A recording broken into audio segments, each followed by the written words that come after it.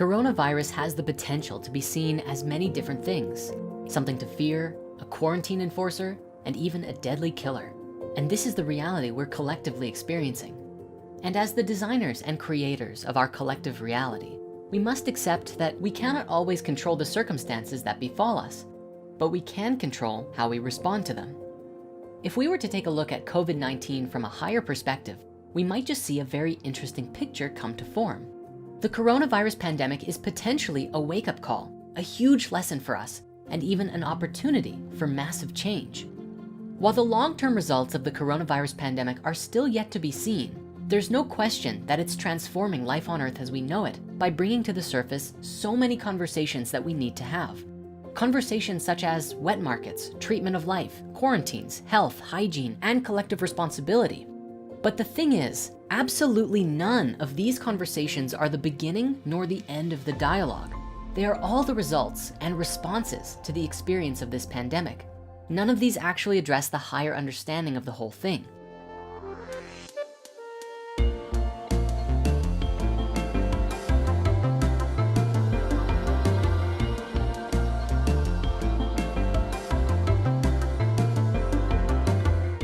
We can gain a great deal of insight if we dig into the name itself, coronavirus. Corona directly translates to crown from the Latin. By the nature of the name itself, what we are dealing with here is a crown virus, which it was named for after its characteristic crown-like protein spikes. The significance of the name crown here relates distinctly with two important areas of focus, the spiritual crown and the physical crown, both of which relate with the topmost and zenith aspects of a system. We also see the word corona relating with a certain part of the sun, and we'll look at this soon. In these systems, the word crown generally relates to the organizing leadership of the higher order. In the physical systems, crown was the name for the headdress that was a powerful symbol of authority, and the name symbolically was then essentially given to those in power, like the king or the queen. And while it's not really used by democratic systems today, the word crown essentially still relates with the topmost of a social system. Now, in spiritual systems, we see the word crown being used to describe the Godhead. In both the chakras and the tree of life, the topmost sphere is called the crown. These systems describe that this important point on the human body, the top of the head, is the place through which we connect with a higher understanding, which allows us to develop greater wisdom and the inner knowing that all things are connected, no matter how separate and isolated things may appear. This is especially interesting given that isolation becomes one of our most valuable tools in combating the spread of the virus.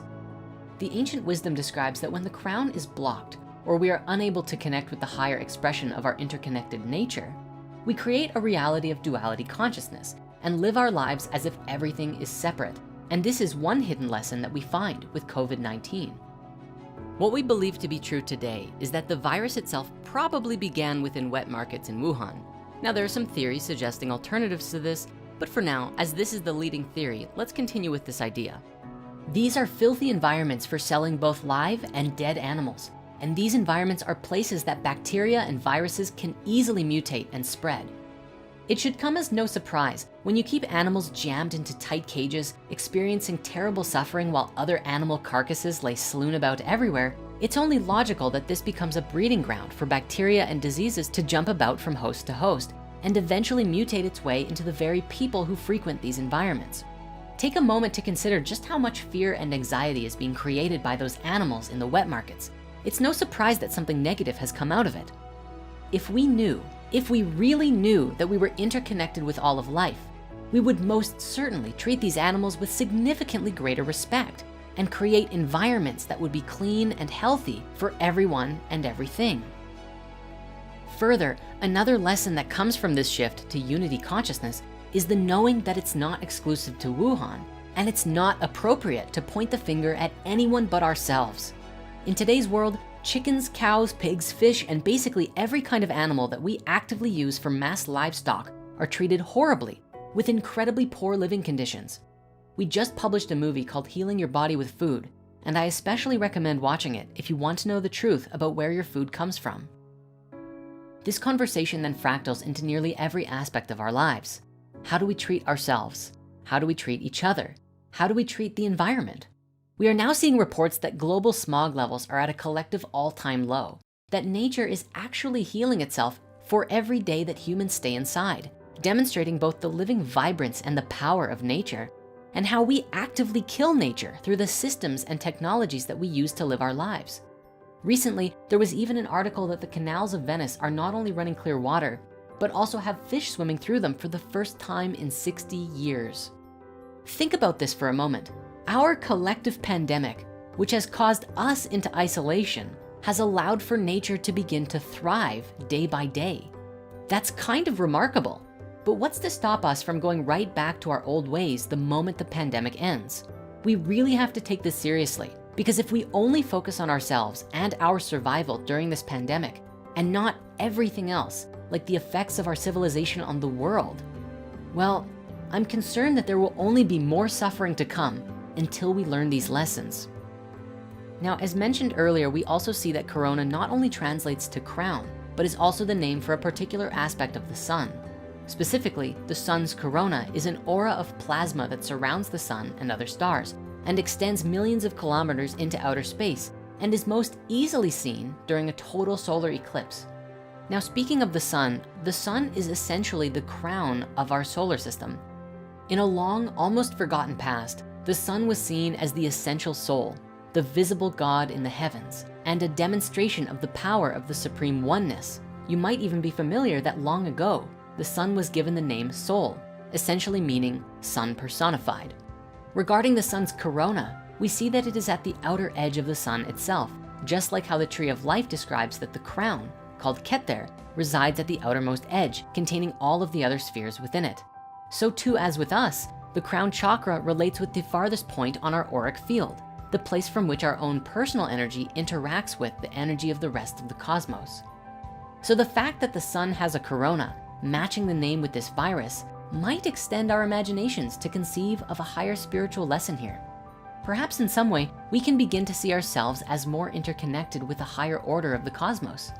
It seems as though the lesson here is that COVID-19 is a result of our own lack of harmony. So let's talk a bit about this from a more practical level for all of us. There is so much fear around this virus, and I get it. The possibility of imminent death can be scary.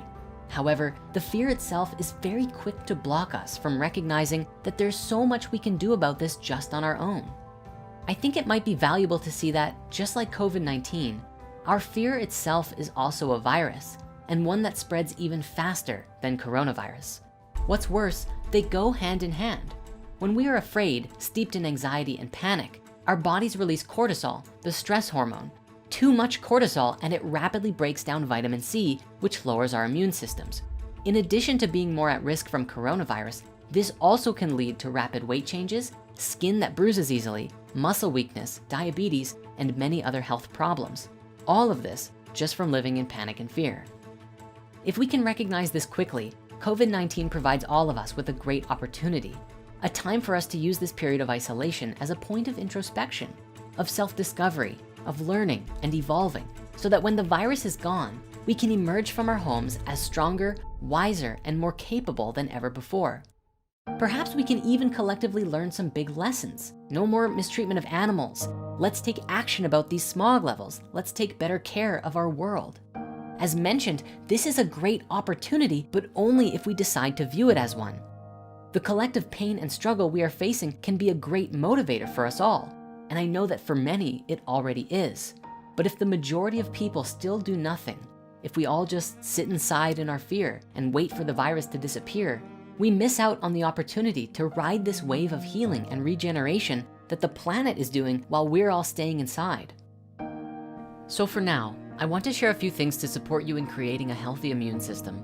It should be known that a healthy immune system won't stop you from getting the virus. So of course, wash your hands and stay inside.